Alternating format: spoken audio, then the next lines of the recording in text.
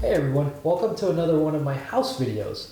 So if you saw my garage build-up series, you saw that at the end of that, my garage was very nice and tidy. Unfortunately, it didn't stay that way for very long. I don't know how, but some way, somehow in life, you end up accumulating so much junk. So one of the things that I've done in order to try to control that is to get a bunch of these yellow lid bins and stash a bunch of stuff in there. But I want this stuff off the floor, right? This is a two-car garage. I want to be able to use it as a two-car garage. So what I'm thinking of doing is I'm going to build these large shelves that I'm going to mount up on the wall where my bicycle is, and I'm going to use those to stash all of those bins. Then my two belt sanders will eventually move to where my washing machines are, and I'll replace my large 80-gallon water heater tank with a tankless unit that can mount on the wall. That way I free up a bunch of room there. I could probably bring over my drill press from my parents' home. I'm going to do a shed building video where I'm going to build a shed and then stash all of these pressure washers and other things. And then hopefully my two-car garage can be a two-car garage once again, or at the very least have space for one car and shop space for me to work. But either way, I'd like to be able to store two cars here and free up my driveway for when I get visitors or things of that nature. So looking at this wall, what I'm planning to do is to remove my bike from there and move the hooks to the other side so I can hang my bike on the other wall. Then I plan to run a large ladder frame shelf across from the wall by the water heater all the way up to the rail for the garage door. Obviously it's going to hang slightly below that, and I don't want it to go as far as the garage door so that I don't have the possibility of maybe having a box up there that can get hit by the door when it comes up, etc. So taking measurements off that wall, I realized that that's about enough space for me to have a shelf that is 13 feet 6 inches long without having any kind of issues with the garage door. So that's what I'm going to be building these to. Now I could go through the trouble of buying all the lumber and cutting it myself, but realistically, especially with the plywood sheets that I'm going to use on the top of the shelf, it would be such a pain to do myself that I just had to cut at Home Depot. And you guys got to think about that. For the hassle of doing all that work yourself, you could literally take it to them right there in the store, have them use their panel saw and cut down the sheets to exact dimensions that you need within minutes, instead of you having to set up and tool it and do everything at your house, unless you have a very good wood shop, which unfortunately I don't yet. So for me, it just made a lot more sense to have them do it. Here are the materials that I'm going to be using for my shelf build. I bought 2 sheets of plywood. They're 4 by 8 foot sections and they're 15-30 thick. Obviously I've had those cut down. Home Depot also had 14-foot long 2x4s for sale for $5.44. So I actually bought 6 of those. I had one cut down to as many 22-inch sections as he could get. I had the other one cut down to as many 19-inch sections as he could get. Unfortunately, I realized that the dimensions I gave him for the plywood mean that this is going to be exactly 13.6 and not have the outboard 22-inch sections as I designed this. So I'm just going to have inboard 19-inch sections and then cover it with plywood. You're going to understand more what I mean by that when you see me go through the build process. But these are the general materials, and like I said, I had these cut by an associate at Home Depot. My local Home Depot has an associate named Devin, who's really awesome and got this done properly. I've gone to other stores where, FYI, they don't do a very good job and I end up with a bunch of uneven sections. So make sure you get the right person from lumber to do this, and you watch them and make sure that they get all the stuff right. Devin at my Home Depot is awesome, so I don't have to worry about any of these.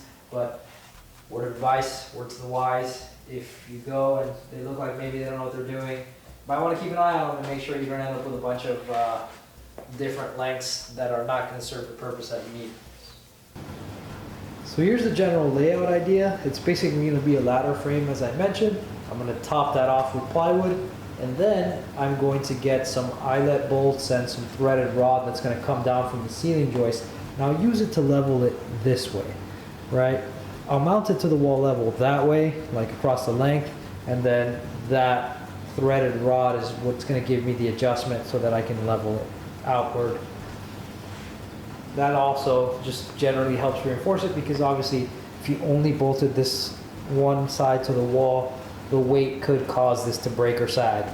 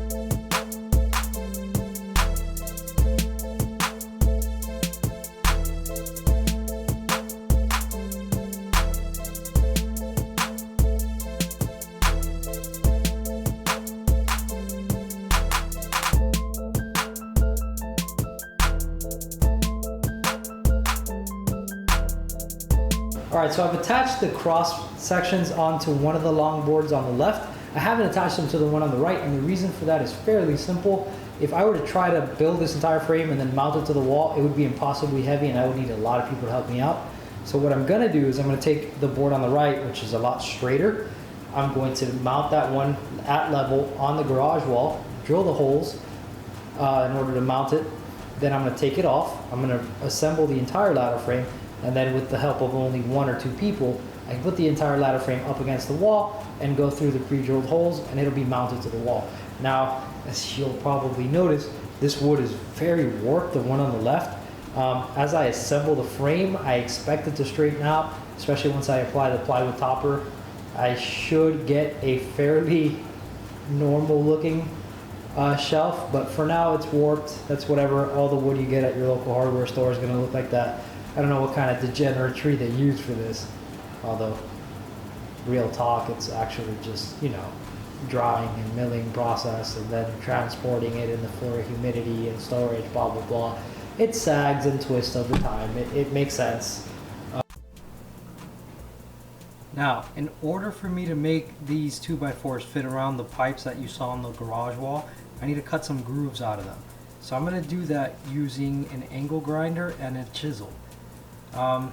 You could do this with a router. You could do this with a table saw.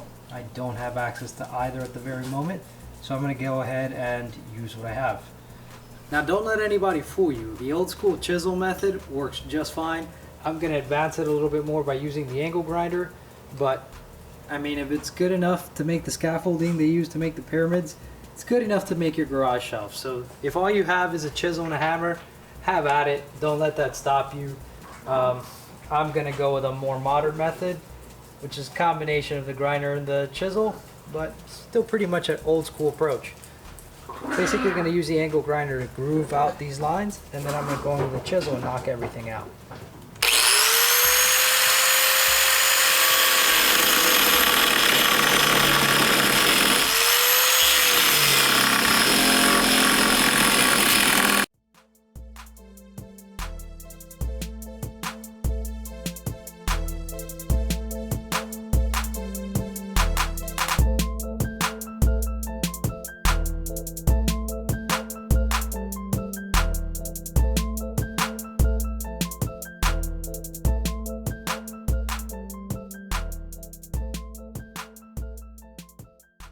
Alright, so we're done with the new school part. Here comes the old school part. Take this chisel.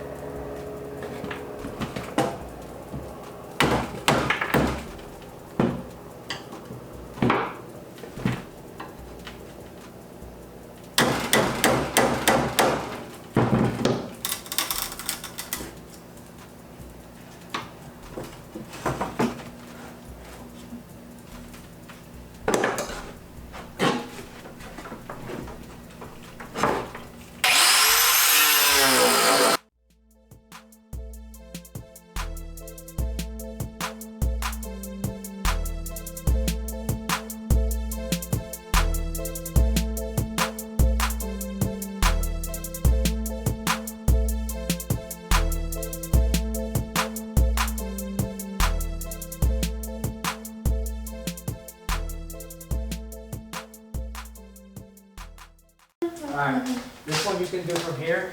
Here's your line. Okay. And we're gonna just basically rotate it so that it hits against the wall. So Where the grooves fit in. yeah. Wait, where's my line? I can't see it. Pull down. There it is. Wait. Let me There. get this thing off your way because this is kind of messing with your adjustment there. I can hold this. Okay. Whoa. There's gonna be some dropping. Don't worry about that. Just try to get it up to the line. Is that my line? Okay. You won't be able You to got get this it. one on the line. You got yours on the line? There.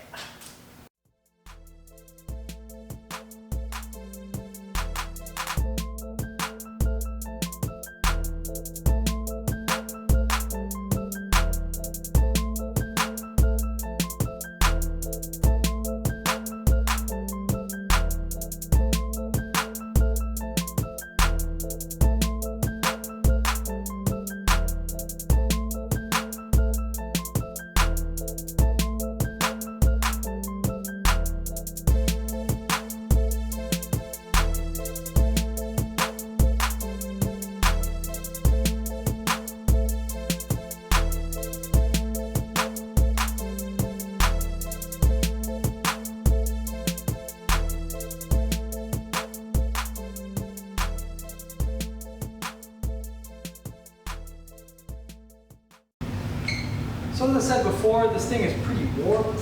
So I'm going to be using a speed square, some clamps, and a rubber mallet to kind of square it all up before I put the screws in. Let's start over here.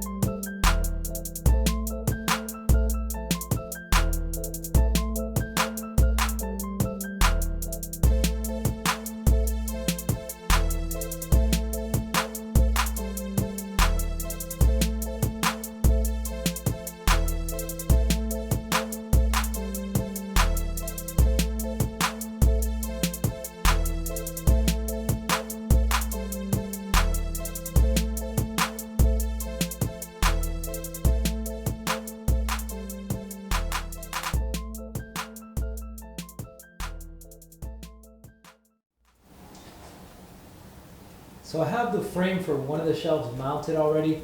Basically what I did was I mounted a 2x4 by itself on the wall with the help of somebody. I leveled that out. I drilled one hole, put a screw in it, leveled it on the other side, drilled another hole, put a screw in it, and then I took that down and assembled it into the entire frame off of the wall. Then yesterday, my dad came by and he helped me put this frame up against the wall. I used the pre-drilled screws in order to put bolts in the walls and mount it. We also used the strap you see on the right. We kind of put that around it before we even lifted it up, just so that we could have extra support to help us keep from dropping it as we were pressing the frame on the wall. And while my dad helped push the frame against the wall on one side, I lifted and put the frame against the wall on the other side. I put a screw in, came to the other side, put another screw in, then drilled a whole bunch of extra holes and put more screws into the masonry behind that. So this is mainly held by that and the straps coming off the two bicycle hooks, which were drilled into the joists in the ceiling when I did that. So I don't obviously want to keep using straps. So if you look on the left, you'll see that I've got a threaded rod that's been drilled into the joist above, and it comes down through an eyelet bolt with a couple nuts that's going to hold the shelf level in that direction. Now I'm going to install another one on the other side in order for you guys to see. I just want to do that one off of camera in order to kind of go through the process of figuring out, since I've never done it before, and now that I'm more familiar with it, I can show you how to do it properly. So the way this works is that I've got these threaded rod hangers. These can be drilled directly into the joists in the ceiling, and then I can add a threaded rod into this, right? I can thread it into the end. The threaded rod itself is just a 1/2 inch threaded rod I got from Home Depot.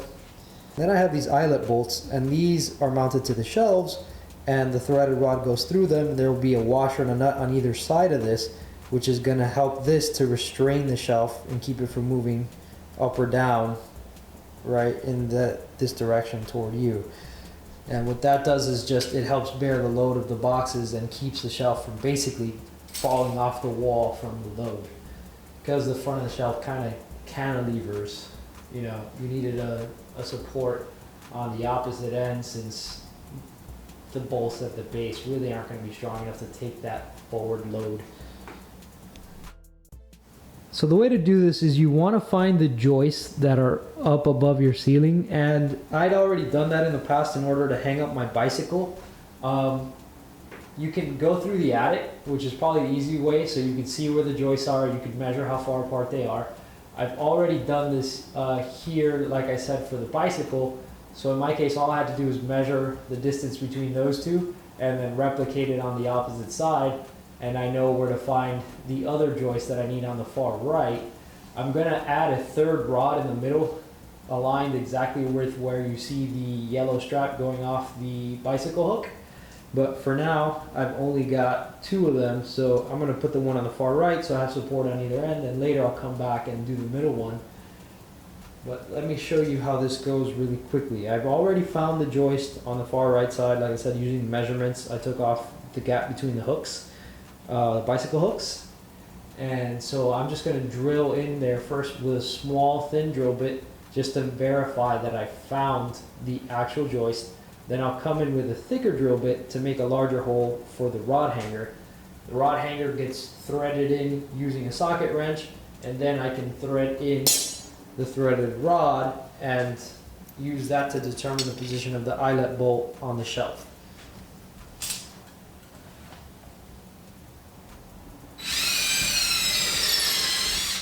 Alright, feels like there's definitely a joist in there. I've also taken a measurement of this distance here, which is 22 inches, right?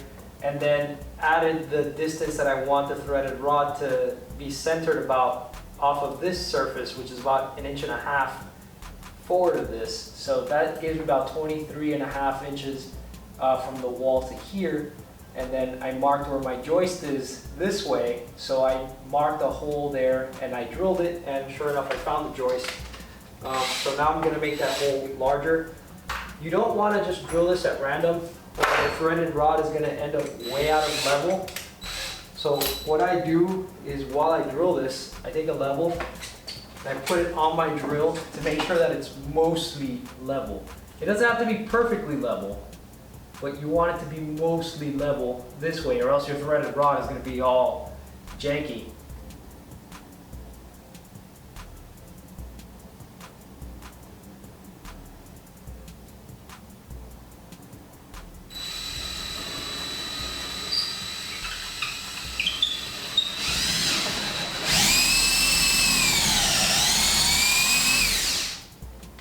All right, that's that.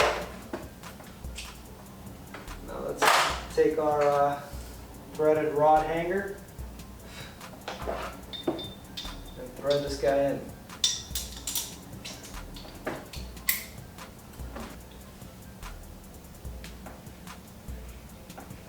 I'll start this by hand just to get it through the drywall portion.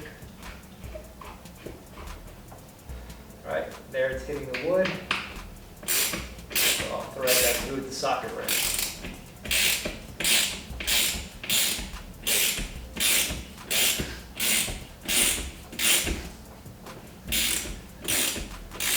I'll thread it so it's snug with the drywall. I don't want to damage the drywall too much there.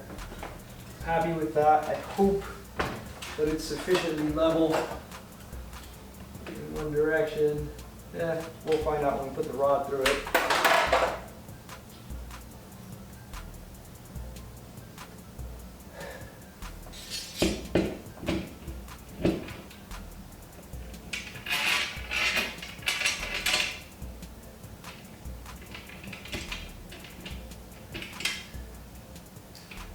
And of course these threads are very poorly cut, FYI.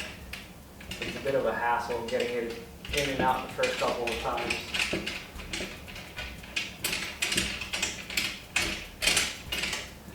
I actually lock a couple nuts on here and use a flat wrench to turn it, but I just want to turn it in hand tight for now. Fall. Okay. Hopefully that's not too bad on level.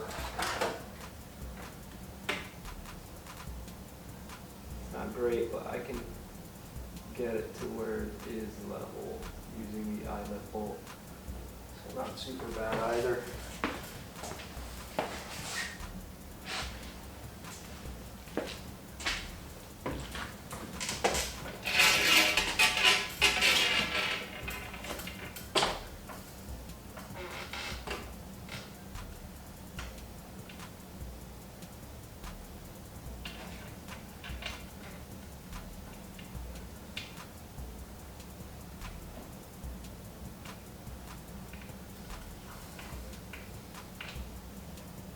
So I'm pressing this into the wood so that it leaves an indentation and I know where I need to drill.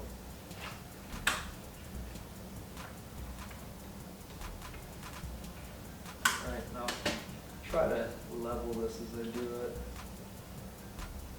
Alright.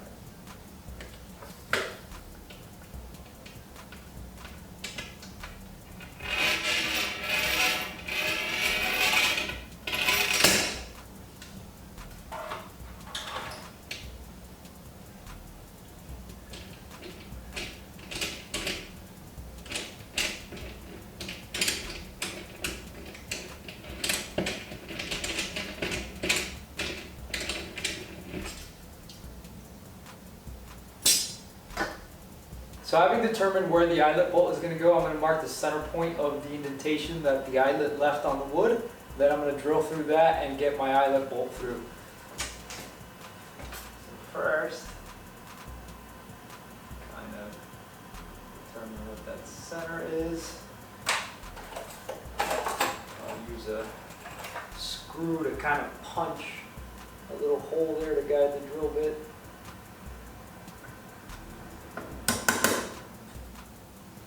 So I've marked the center hole location for that. I'm going to take my drill bit, I'm going to drill through it. Much like before, I'm going to use my level. This time, I want to have the level this way so that as I'm drilling there, I'm drilling that as level as possible. Not absolutely necessary, but So the more level everything is, the better it is for you at the end of the day. Get a much better result. So I'm going to try for it. And again, leveling something this way is not perfect. This will move as I drill, but it gets you more in the ballpark than if you free-handed it. The ideal is if you have a drill that comes with a built-in level.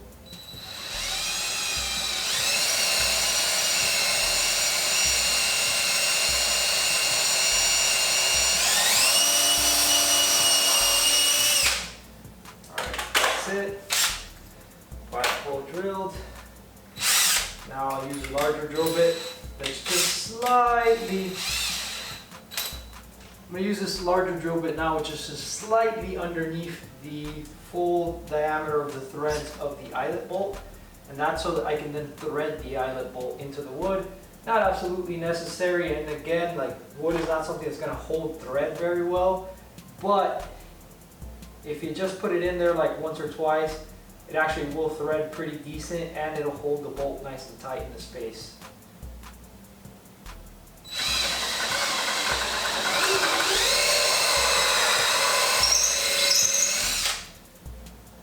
And you'll notice it's very effective as you're doing this, because you'll actually feel the eyelet bolt start to get hot as you thread it in. So it's definitely getting some good friction.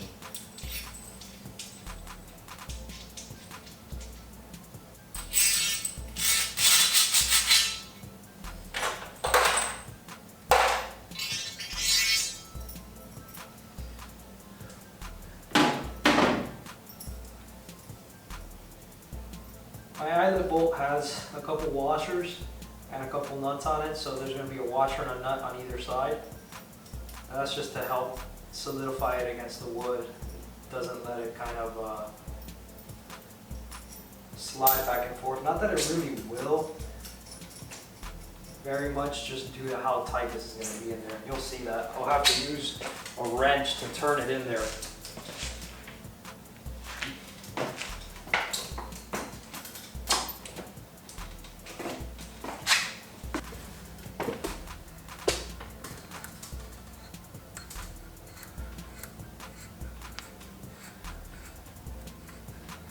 Alright, it's getting to where I can't turn it by hand anymore.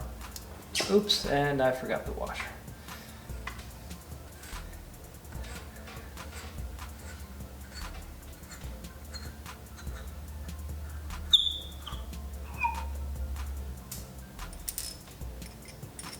Don't forget nut and washer before this goes in.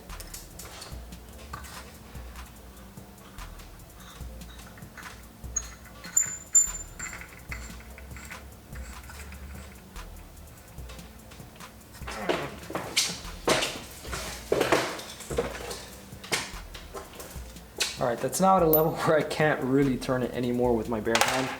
So I'll just take this wrench here, hook it in, and use it to rotate it.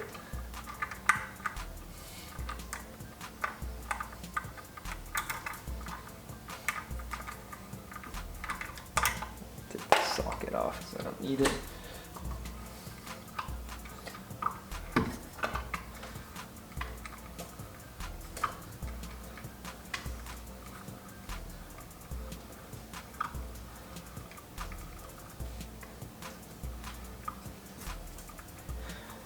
If you've watched this and you're thinking about the spacing, you're probably thinking, isn't this rod coming down and interfering with your water heater tank? And the answer is yes, it is.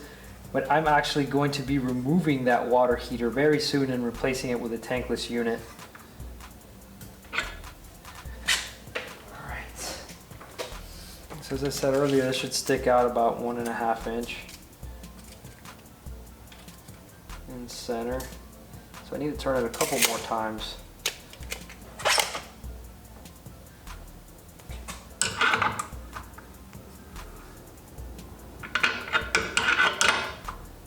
Let's see where that is. I want the center of that eyelet to be about 1.5 inch directly off the piece of wood. So I'm almost there. No, I'm actually there.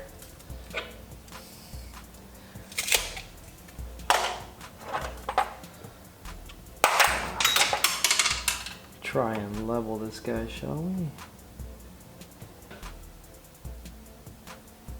All right, that is pretty close. This is as dead nuts on as I'm gonna get or care to get. Let's do the threaded rod portion.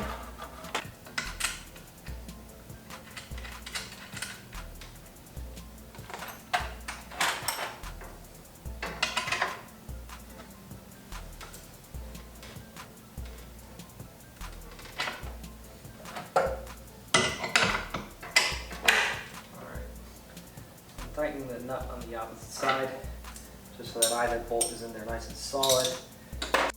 All right, let's put in the threaded rod. Remember that above here we're gonna need another washer.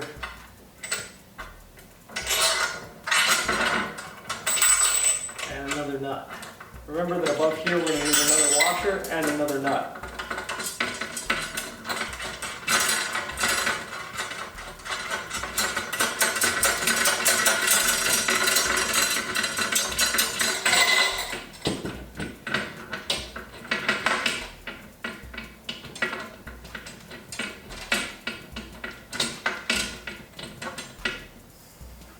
So in order to fully help thread this, what I'm going to do is I'm going to thread 2 nuts into the bottom of this.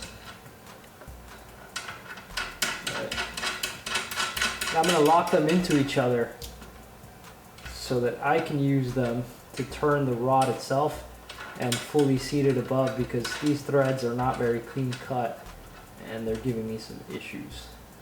So I'll lock those 2. Now this upper one won't allow the lower one to proceed up the thread, and instead we'll turn the rod.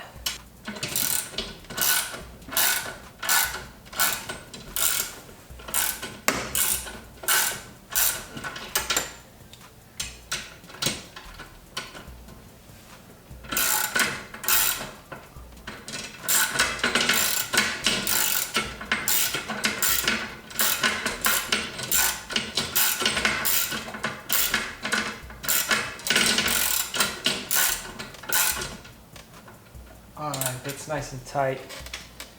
Now I can remove those nuts from there.